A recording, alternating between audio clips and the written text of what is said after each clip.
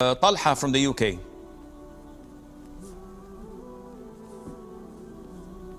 Assalamu alaikum, Sheikh. Alaikum salam.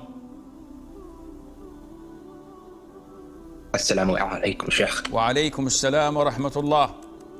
Sheikh, just a quick question. What it is, when I'm in the UK, here in the UK and in Western countries, we're working with females, so I try my best to avoid them like the plague, like the coronavirus. But if we are in the same corridor, we're walking past each other, or in the same room, not just in seclusion, but many of us, is it still okay to say hello to counteract any awkwardness first? You know, like, oh, hello, that's it, just keep it moving. Or is it just strictly do not even say hello to your female colleagues? No, you're not allowed to initiate greetings with the opposite gender to avoid awkwardness.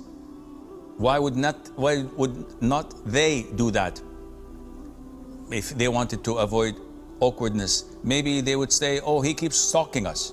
He keeps on greeting us and trying to make a pass on us. So protect yourself by simply looking the other way and move on.